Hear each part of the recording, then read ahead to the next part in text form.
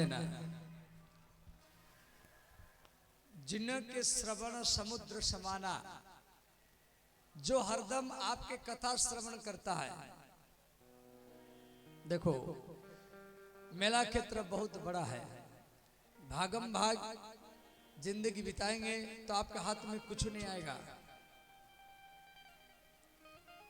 इतना ही आपको दिखाई तो देगा, पंडाल, माइक, बड़े बड़े गेट, ये सब आप देखेंगे। कोई भी पंडाल में आप बढ़ जाओ, भले कोई भी कथा करे, अरे कोई भी कथा करे, वहां बैठ के सुनो। आप यहां राम कथा श्रवण कर रहे हैं तो आप कान के द्वारा प्रयाग भगवान का पूजा कर रहे हैं। ये जो आप कथा सुन रहे हैं तो ये कान के द्वारा आप भगवान का पूजा कर रहे हैं। हम लोग को सोचते हैं अगरबत्ती चढ़ा दिया, दीपक चढ़ा दिया, फूल चढ़ा दिया, ये पूजा है। वो पूजा है, वो सामान्य पूजा है। और प्रयाग क्षेत्र में बैठ करके जो आप कान में राम कथा, भागवत कथा श्रवण कर रहे हैं, ये सबसे बड़ा विशेष पूजा है। सुधा आंखों का पूजा संतों का दर्शन, कान का पूजा भगवान का कथा श्रवण, और मुख का पूजा भगवान के चरित्र को गाना, हरे राम हरे कृष्ण संकीर्तन करना।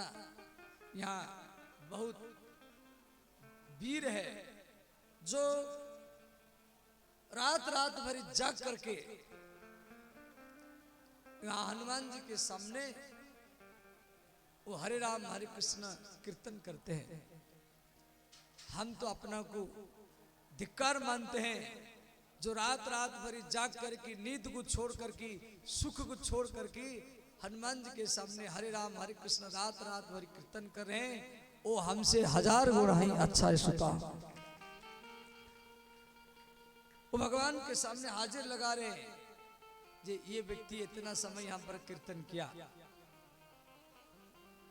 क्यों? ये कीर्तन माघ पूर्णिमा तक चलेगा, अखंड कीर्तन ये माघ पूर्णिमा तक चलेगी। तो जिसको जितना समय मिले वहां जाकर के अवश्य भगवान का कीर्तन करें। आप तो मन में जाप करते हैं, देखो एकांत में बैठ कर के जाप करेंगे, आपका कल्याण होगा, आपका कल्याण होगा। और जब बोल बोल करके भगवान का नाम कीर्तन करेंगे, जाप करेंगे, आपका तो कल्याण होगा। जिसके कान में पड़ेगा उसका भी सद्गति ही होगा। स्कंद पुराण में एक श्लोक है, ध्यान देना। गोकोटि दानम ग्रहणेषु काशी, माघे प्रयागे यदि कल्पवासी। गोविंद नामना न च भवेत तुल्यम। तो गोकोटि दानम ग्रहणेषु काशी, माघे प्रयागे यदि कल्पवासी। यज्ञायुतो मेरु सुवर्ण दानम, गोविंद नामना न च भवेत तुल्यम। इस श्लोक का अर्थ क्या जानते? ध्यान देना। 1 करोड़ गैया दान करो। 1 करोड़ गैया कहां से लाएंगे आप थोड़ा विचार करो। 1 करोड़ गैया आप लाएंगे कहां से? 1 करोड़ गैया गोकोटि दानम ग्रहणेषु काशी, काशी बगल में है, यहाँ से 120 किलोमीटर पर काशी है, वहां पर जाकर के दान करो। 10,000 सोने, 10,000 यज्ञ करो। यज्ञायुतम, अयुत माने 10,000। मेरु सुवर्ण दानम, मेरु माने पहाड़, पहाड़ के बराबर सोना दान करो। समझ गए? 1 करोड़ गैया दान करो। माघ मास में कल्पवास करो। 10,000 यज्ञ करो और पहाड़ के बराबर सोना दान करो। ये और किसी व्यक्ति को एक बार राम नाम या गोविंद नाम सुना दो। ये चारों, मैंने काशी में 1 करोड़ गैया दान, प्रयाग में माघ मास का निवास और 10,000 यज्ञ और पहाड़ के बराबर सोना, ये चारों मिलकर के एक बार गोविंद नाम दान कर दिया, वो बराबरी कर नहीं सकता। और जो दिन रात 24 घंटा हरे राम हरे कृष्ण सबके कान में सुना रहे हैं, वो तो बड़े भाग्य है। अपना भी कल्याण, सुनने वाला का भी कल्याण। बहुत कीट पतंग पशु पक्षी है, नाली में कीड़े हैं, वो भगवान का नाम ले नहीं सकते, तो उनके कान में भी भगवान का नाम सुनाई दे। तो जिनके श्रवण समुद्र समाना, तो कान में भगवान का नाम सुनना, भगवान की कथा श्रवण करना, और कितना भी सुने और सुनो और सुनो और सुनो और सुनो। जिनके मन में ये सोचा रहे यही तो राम जी कथा है, तो हम सुन रखे है, यही तो भागवत की कथा सुख परिचित का संवाद है, ये तो हम सुन रखे है, और क्या सुनेंगे। ऐसा सोच जिसके अंदर में है, तो समझना उसके भीतर में अभी कथा के प्रति लगाव नहीं आया है।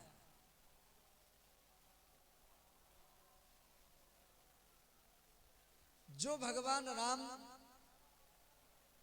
राम कथा के, रामचरितमानस के, रामायण के हर पन्ना में विराजमान है, और हम लोग को प्रयाग में वो राम को जगा रहे हैं। जो रामचरितमानस के हर पन्ना में शब्द के रूप में, अक्षर के रूप में विराजमान है, वो मेरे शब्द के द्वारा वो राम आपके कान में प्रवेश करते हैं, और वो आपके दिल में जाके बैठ जाते हैं।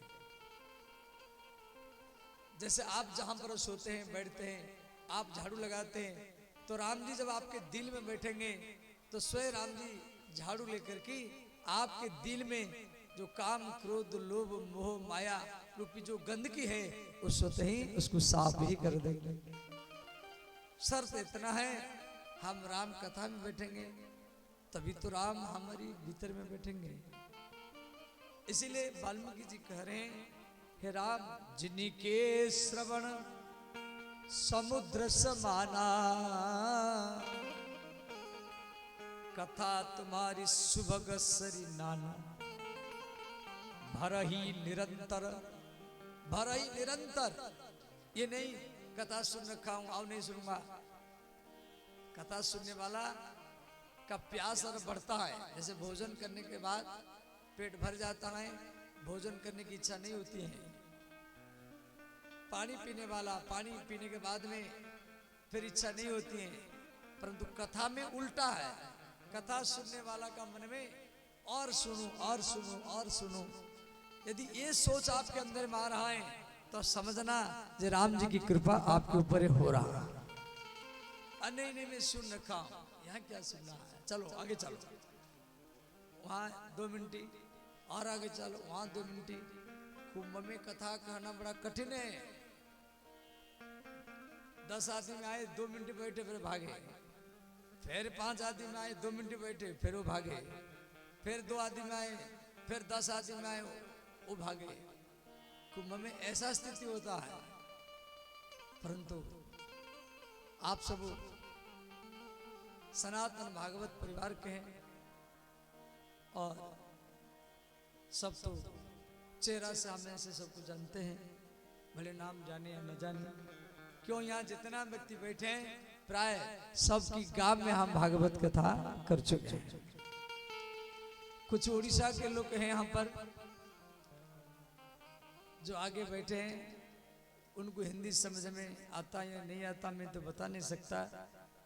और फिर भी वो भी कैसे भी हो, टूटी मुटी, आजकल तो मोबाइल यूट्यूब चल रहा है, सुनते सुनते आदत पड़ गया होगा।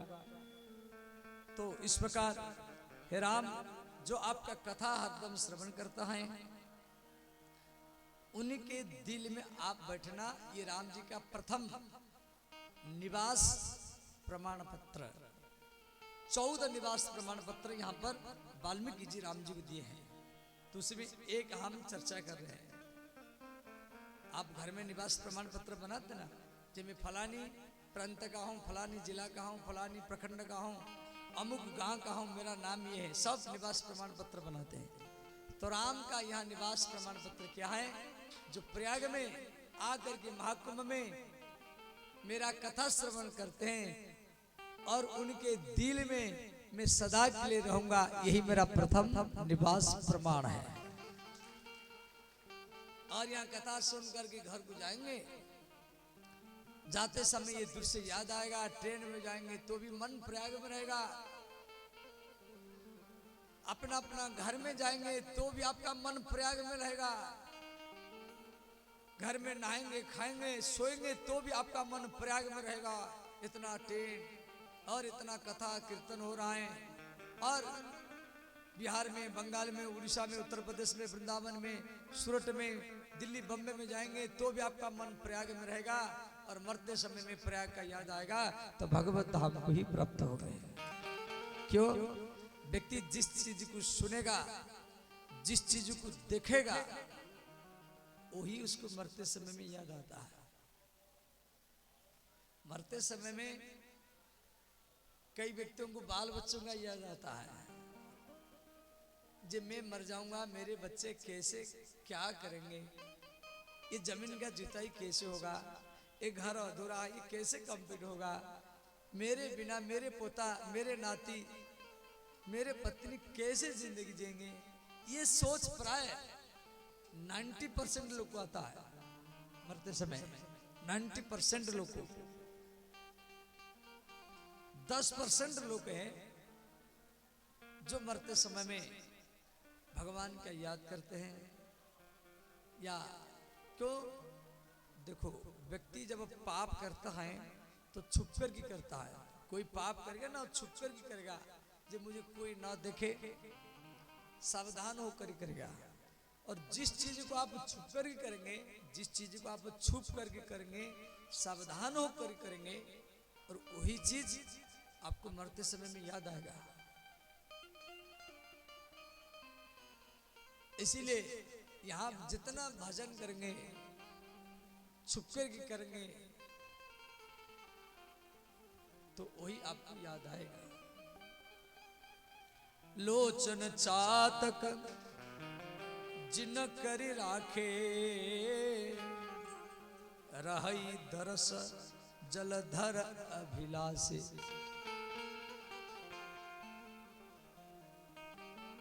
जो आपका दर्शन करता है, जैसे आप कभी वृंदावन गए, बहुत लोग आज यहाँ से अयोध्या गया है, फिर वो अयोध्या से वृंदावन जाएंगे, चित्रकूट जाएंगे, वहाँ सत्य अनुसुईया के दिव्य स्थली दर्शन करेंगे। श्री काशी विश्वनाथ है और बगल में है, वहाँ जाके भी दर्शन करेंगे। अयोध्या में राम जन्मभूमि, वहां भी जाकर के दर्शन करेंगे। और वृंदावन में श्री बांके बिहार जी का भी दर्शन करेंगे। तो भगवान का दर्शन, या जगन्नाथपुरी में जगन्नाथ जी का दर्शन करना, तो मंदिर में जाते हैं, भगवान का दर्शन करते हैं, परंतु दर्शन करने वालों का भी दर्शन कभी कभी कीजिए। आप किसी भी मंदिर में जाओ, पहले आप भगवान का दर्शन कीजिए, फिर उसके बाद में भगवान को दर्शन करने के लिए आए हुए व्यक्तियों का भी दर्शन कीजिए। कोई रो रहा है, कोई नाच रहा है, कोई ध्यान लगा रहा है, कोई हाथ उठा करके रो रहा है, पहले भगवान का दर्शन करना, फिर भगवान को आए हुए व्यक्तियों का दर्शन फिर करना, उनके भाव को देखना, और उसमें जो आपको पसंद है उसी भाव में भावित होकर के फिर आप दूसरी बार भगवान को दर्शन करना। देखना आपको भगवान का नया रूप ही अनुभव हो जाएगा। जगन्नाथ मंदिर में बहुत लोग जाते हैं, करोड़ों करोड़ों व्यक्ति जाते हैं, तो जगन्नाथ जी के दर्शन करते हैं। हाथ नहीं है, पैर नहीं है, जगन्नाथ बलभद्र सुभद्रा सब आगे भागते हैं। और कुछ व्यक्ति होते हैं एकदम जगन्नाथ मंदिर के सबसे पीछे जो गरुड़ खंबा है, वो खंबा के पीछे खड़े होकर के वो बार बार एड़ी में ऐसे कभी चढ़ करके वो जगन्नाथ जी का दर्शन करते हैं। श्रीमन चैतन्य महाप्रभु ऐसे करते हैं। वो आगे जाने के लिए इच्छा नहीं करते। ध्यान देना,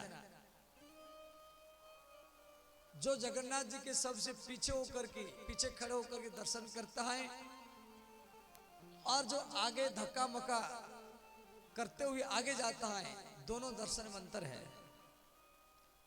जो धक्का खा करके या धक्का दे करके आगे भागता है वो तो भगवान जगन्नाथ जी को दर्शन करता है, और जो पीछे पंजे में एड़ी में खड़े होकर के बार बार हुलक करके जगन्नाथ बलभद्र को, कभी इधर से बलभद्र दिखाई देता, फिर इधर से सुभद्रा, इधर से जगन्नाथ, जो हुलक करके पीछे से दर्शन करता है और उसका दर्शन स्वयं भगवान जगन्नाथ जी ही करते सुता। जो आगे भागते हैं वो जगन्नाथ जी का दर्शन करते हैं, जो पीछे खड़े होकर के दर्शन करते हैं और उसका दर्शन स्वयं जगन्नाथ जी करते हैं। तो देखो वो कैसे एड़ी में पंजे में खड़े होकर के हुलक करके मुझे देख रहा है। तो जो भगवान के भक्त होते हैं वो तो पीछे ही रहना पसंद करते हैं। तो इस प्रकार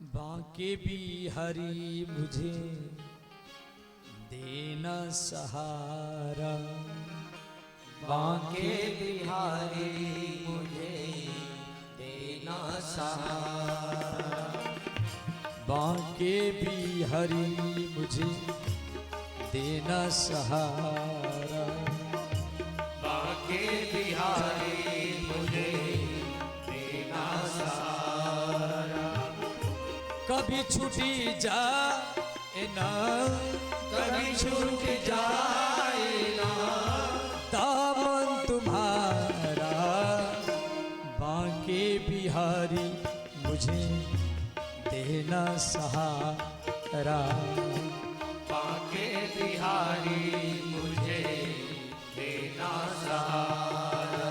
सब गाइए, भाव से गाइए, हर हर महादेव।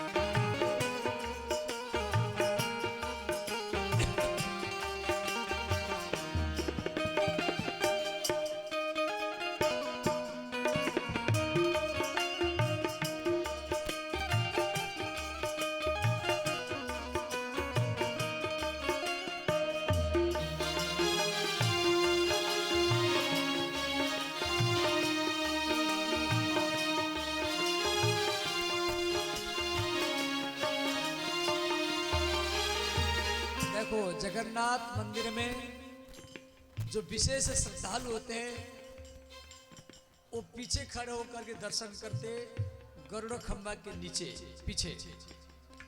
और वृंदावन बांके बिहारी से वही जगन्नाथ, वही बिहारी जी, वही अयोध्या में रामलाला है और वही प्रयागराज है। प्रयाग भगवान का नाम ही प्रयाग है, जगन्नाथ जी का नाम ही प्रयाग है। प्रयाग जहाँ यज्ञ हो, यज्ञ ही भगवान के 24 अवतार में प्रयाग एक अवतार है, यज्ञ अवतार। तो विश्व के कल्याण के लिए भगवान यज्ञ, और उनको हम प्रयाग कहते हैं। और बिहारी जी में वहां तो हर मिनटी नहीं, हर सेकंड में पर्दा बार बार खींचते रहते हैं। वो एक विलक्षण मंदिर है, इतना पर्दा, हर सेकंड सेकंड में पर्दा। क्यों? वहाँ के पंडाओं का सोच है, जो वृंदावन में जाकर के बिहारी जी से अपना आंख मिलाता है तो बांके बिहार जी उसके पीछे पीछे भाग जाते हैं। इसीलिए वहाँ के लोग भगवान के आंखों से आंख मिलने नहीं देते, बार बार पर्दा खींचते रहते हैं। तेरे सिवा मन में समय न कोई, लगन का यह दीपक बुझाए न कोई। तेरे सिवा मन में समय न कोई, लगन का यह दीपक बुझाए न कोई। तेरे सिवा मन में समय न कोई, लगन का यह दीपक बुझाए न कोई। तेरे सिवा मन में समय न कोई, लगन का यह दीपक बुझाए न कोई। ये संपूर्ण महाकुंभ ही बांके बिहारी है। ये दृश्य 144 साल के बाद में महाकुंभ में आप प्रयागराज में देख रहे हैं। 144 साल के बाद में आया है और आगे न जाने क्या स्थिति होगा। सब युद्ध होगा, जिंदा रहेंगे तो भेंट भाट होगा, मर जाएंगे तो भेंट नहीं होगा। इसीलिए ये संपूर्ण कुंभ मेला का क्षेत्र ही बांके बिहारी है, जगन्नाथ है, राम है, मैं सेवक। ये चराचर स्वयं भगवान का रूप है। तेरे सिवा मन में समय न कोई, लगन का यह दीपक बुझाए न कोई। तेरे सिवा मन में समय न कोई, लगन का यह दीपक बुझाए न कोई। तू ही मेरी किस्ती, तू ही मेरी किस्ती, तू ही किनारा, बांके बिहारी मुझे देना सहारा। बांके बिहारी मुझे देना सहारा। बांके बिहारी मुझे देना सहारा। बांके बिहारी मुझे देना सहारा।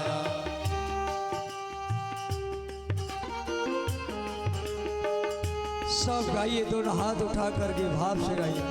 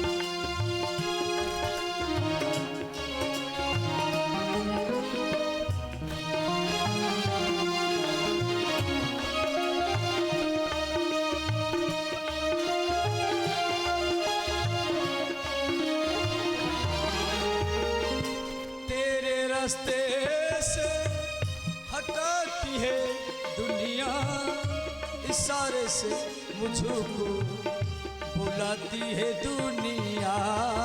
तेरे रास्ते से हटाती है दुनिया, इशारे से मुझको बुलाती है दुनिया।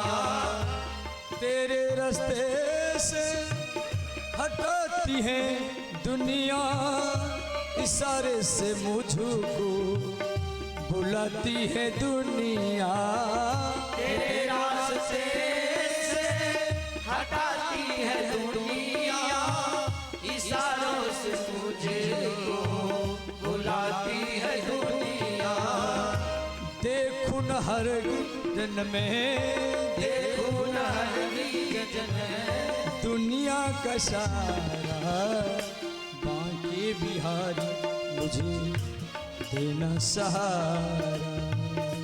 बांके बिहारी मुझे देना सहारा। बांके बिहारी मुझे देना सहारा। बांके बिहारी मुझे देना सहारा।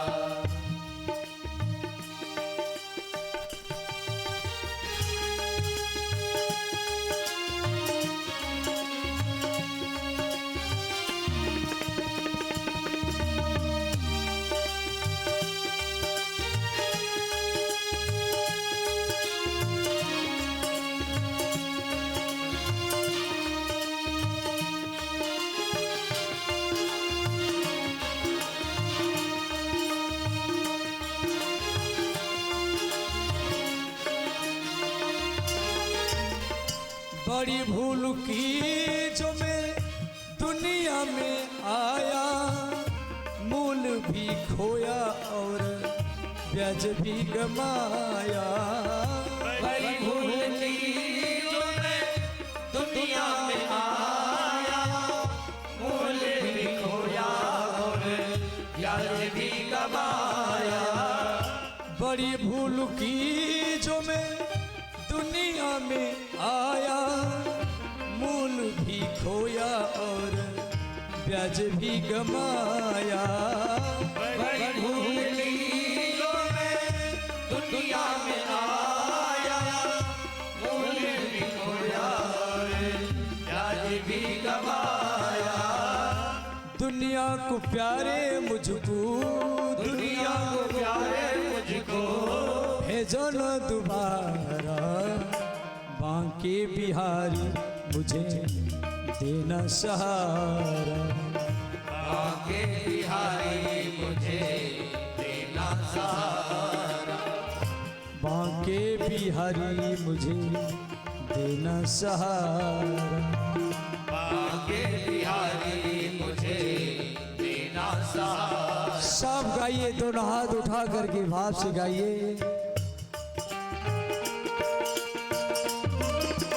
हर हर महादेव।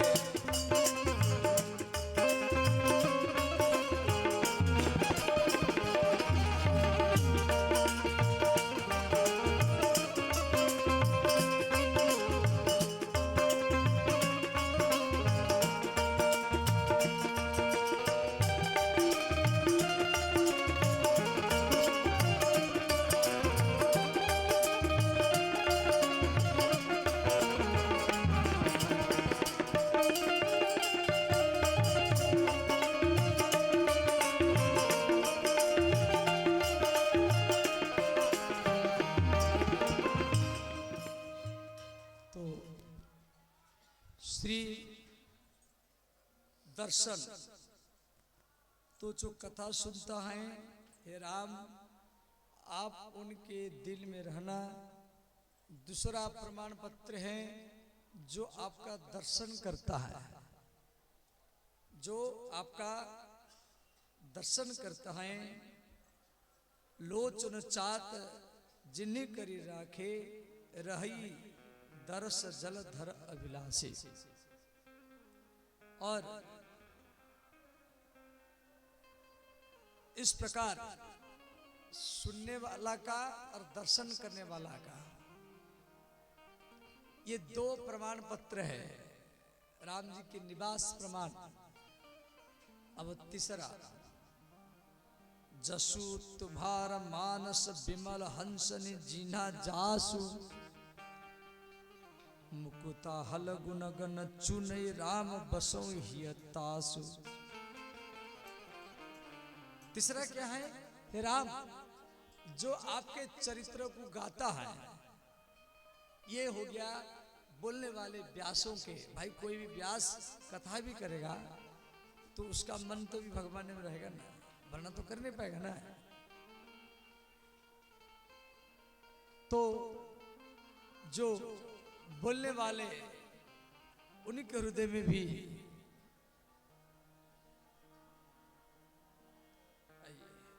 बोले श्री भक्त वत्सल भगवान की जय हो। इस प्रकार जो आपके चरित्र को गाता है उनके दिल में भी रहना। भगवान के चरित्र को जो गाता है उसको व्यास कहा जाता है।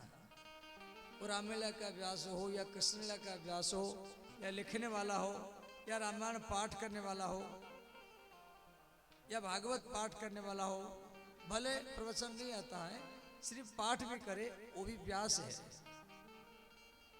जो लेखक लिखता है वो भी व्यास है। जो लीला का दर्शन करवाता है वो रामलीला का व्यास है, वो कृष्णलीला का व्यास। और गद्दी में बैठ करके जो बोलता है उसको भी व्यास कहा जाता है। तो व्यास माने व्यासे थे, व्यास माने विस्तार।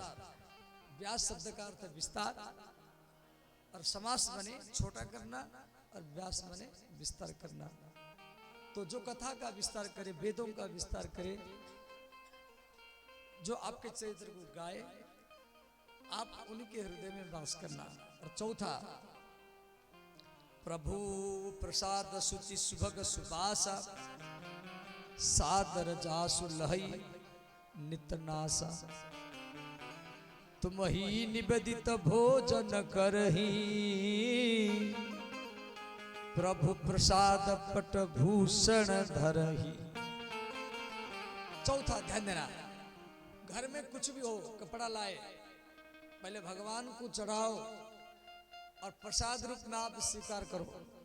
कोई गाड़ी लाया, मोटरसाइकिल, कार, तो पहले भगवान को बैठाओ, भगवान को समर्पण कर दो, फिर प्रसाद रूप में वो गाड़ी को आप अपने व्यवहार में लो, तो गाड़ी में बाधा नहीं आएगा। कुछ भी आप भोग और प्रसाद में अंतर है। हम जो भगवान को देते हैं उसका नाम है भोग, और जो भगवान से हमको मिलता है उसका नाम है प्रसाद। भोग में भाव छुपा हुआ रहता है, इसलिए उसका नाम है भोग। और प्रसाद में ये प्रयाग भगवान का प्रसाद है, ये प्रयाग त्रिवेणी का जल है। अरे राम राम, आप प्रयाग से आए, प्रसाद लाए, दीजिए भाव से। प्रयाग का प्रसाद, आप प्रयाग में रह करके जो लाभ मिलता है और प्रयाग के प्रसाद को लेकर के, वो यहाँ का धूली हो, यहाँ का मिट्टी हो, यहाँ का जल हो, या यहाँ का कोई भी लड्डू हो या कुछ भी हो, आप गांव में लेकर के प्रयाग का प्रसाद जब वो भाव से उसको पान करता है या पीता है या पाता है, उसको भी प्रयाग का लाभ ही मिल जाता है। सुता प्रसाद जितना कम होता है इतना ज्यादा फायदा होता है। प्रसाद आपको मिला, आप दूसरे को दो, तीसरे को दो, बांटो। जितना बांटेंगे इतना प्रयाग भगवान आपके ऊपर खुश होंगे। देखो मेरे प्रसाद, मेरे त्रिवेणी के जल को लेकर के ये बांट रहा है। जितना बांटेंगे घर में, परिवार में, पत्नी को, बेटा को, बेटी को, दादा दादी, नाना नानी, अड़ोसी को, पड़ोसी को, महलों को बांटेंगे, इतना भगवान प्रयाग आपके ऊपर ज्यादा खुश होंगे। खूब बांटो। श्री मीराबाई को भगवान का प्रसाद, भगवान की चरणामृत दिया गया। मीराबाई वो चरणामृत प्रसाद को हाथ में लिया, पाने के लिए मीराबाई की दासी हाथ को पकड़ लिया, कहा महारानी इसमें जहर मिला हुआ है और मेरे आंखें मेरे सामने मिला हुआ है और मैं देखा हूं। मीरा ने कहा अरे दासी, भले से में जहर मिला हुआ है परंतु ये प्रसाद के रूप में आया है, मुझे प्रसाद कहा करके ये दिया गया है, अब तो मुझे पाना ही पड़ेगा। मीराबाई को मालूम था इसमें जहर मिला हुआ है और वो पूरा कॉन्फिडेंस से, कोई संशय नहीं, और वो प्रसाद को, वो चरणामृत को ले लिया। मीरा का कुछ नहीं हुआ और भगवान के मुख से वो जहर निकलने लगा। सुता प्रसाद का इतना निष्ठा है।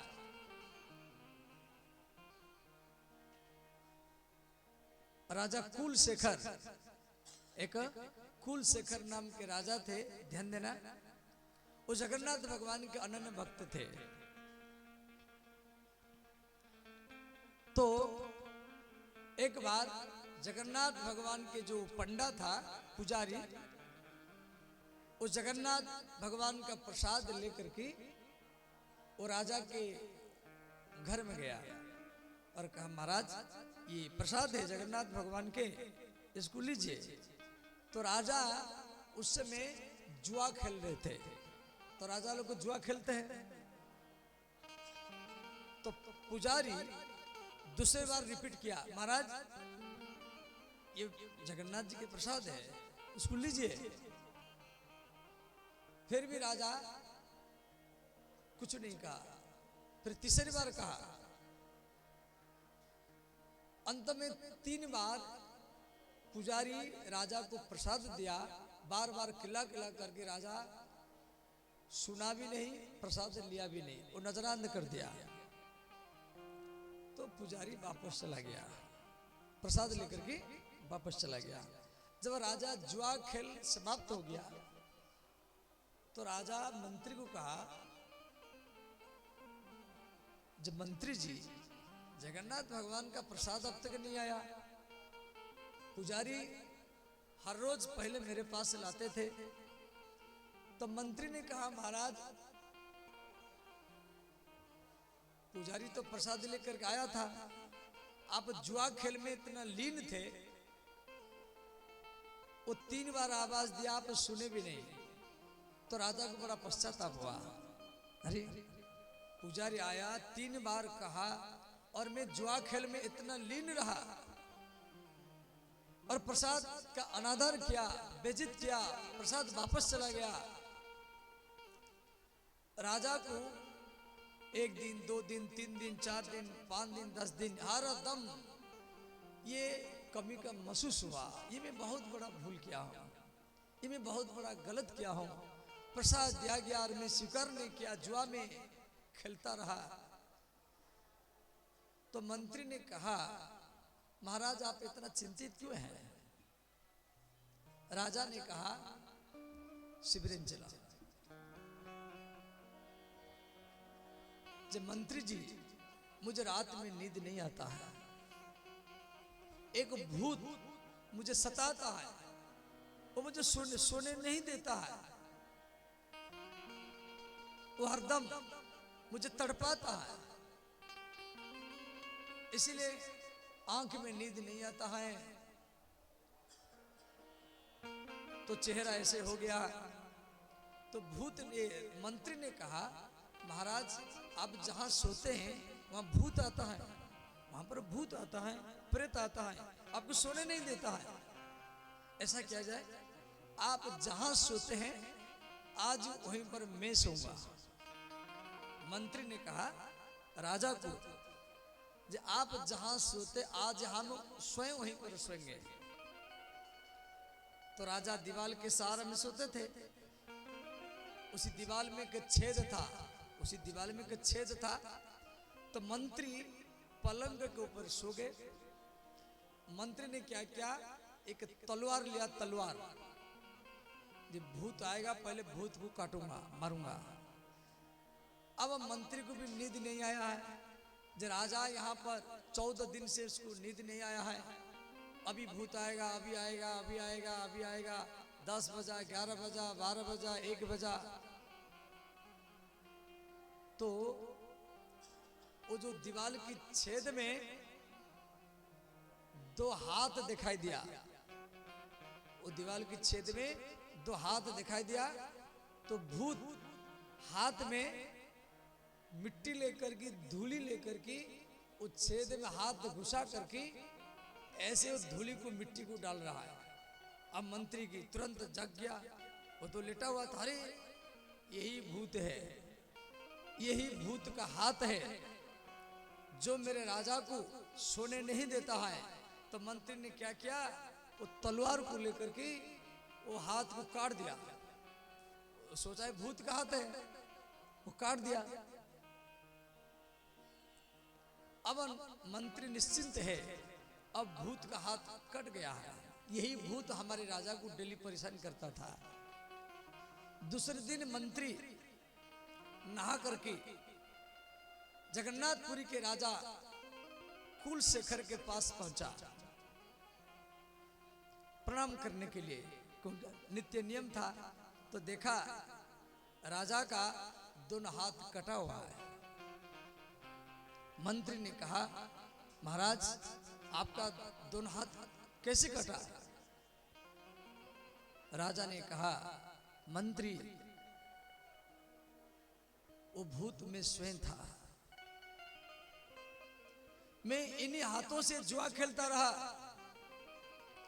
जगन्नाथ भगवान के प्रसाद में स्वीकार नहीं किया, तब से मुझे नींद नहीं आता है। जिस हाथों से मैं प्रसाद का अपमान किया और जुआ खेलता रहा, इसीलिए मैं जान करके आपके द्वारा आज दोनों हाथ को मैं कटवा दिया। मंत्री को अच्छा नहीं लगा, जब मेरे राजा और मेरे द्वारा उसका हाथ कटा गया।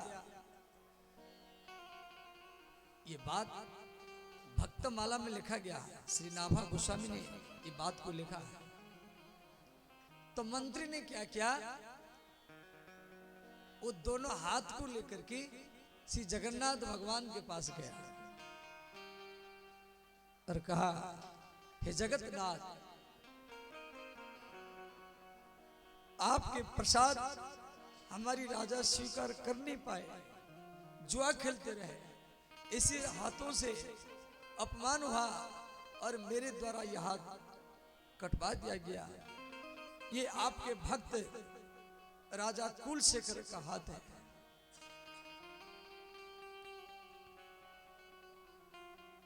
मंत्री ने क्या किया, वो दोनों हाथ को वहीं पर मंदिर के किनारे में वो मिट्टी में गड़वा दिया।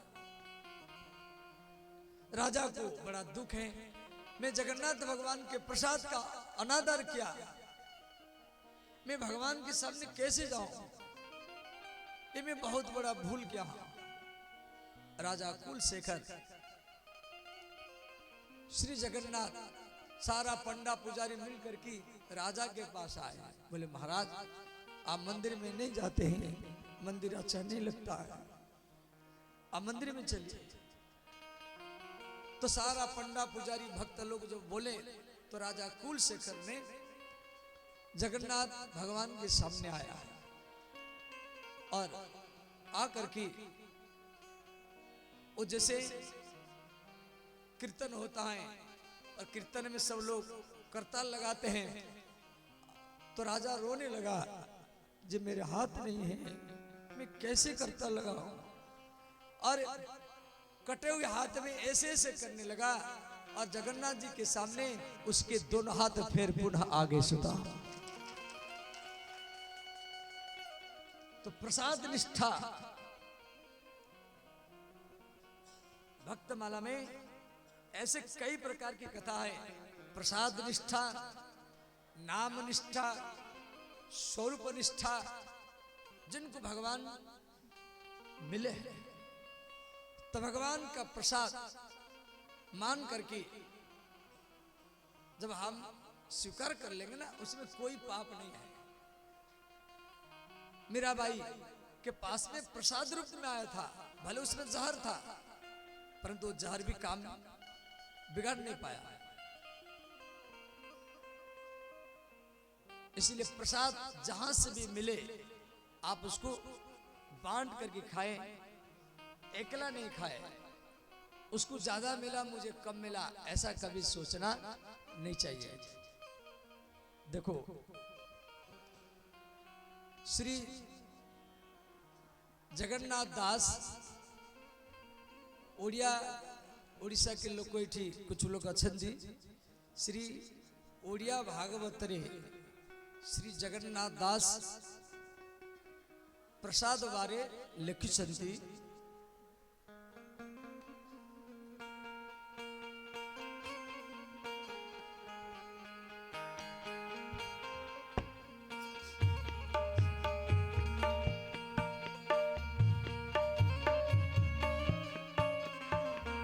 सब गाइए भाव से।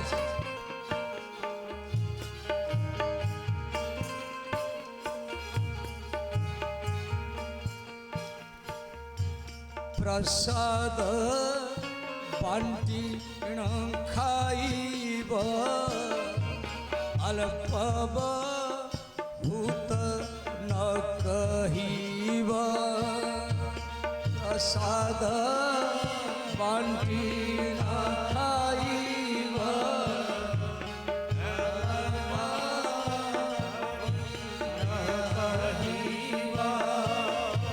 प्रसाद बांटी खाइब अल्पब भूत न कहिब।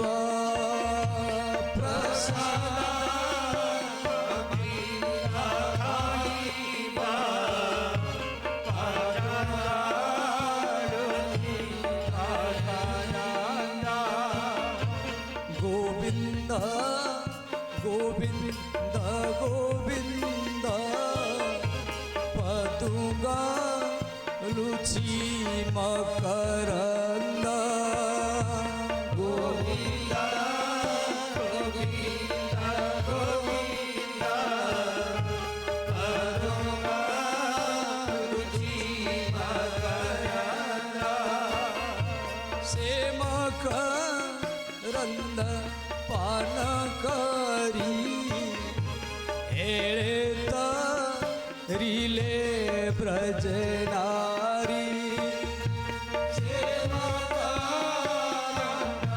पान करी हेळे तरिले ब्रज नारी।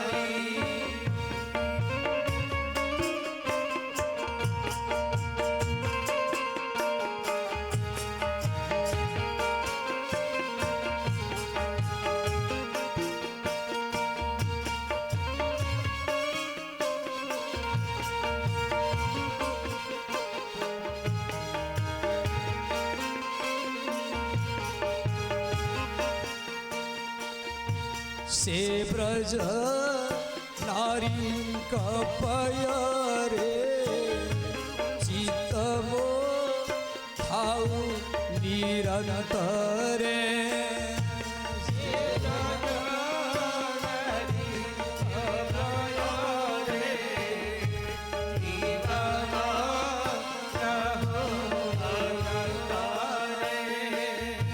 चित मो निरंतरे थाऊ हा कृष्ण बोली जीव जाओ।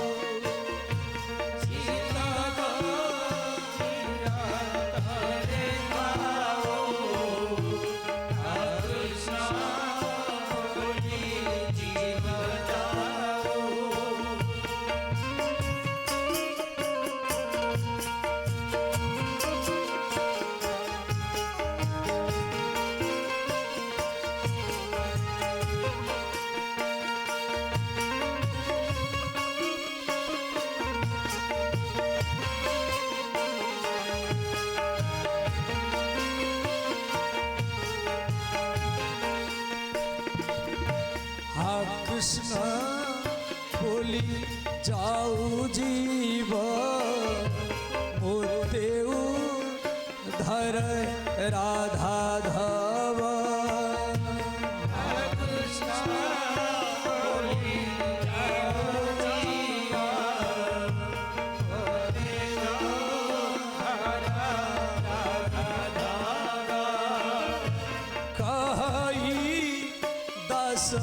जगन्नाथ हेमंत हेला भागवत।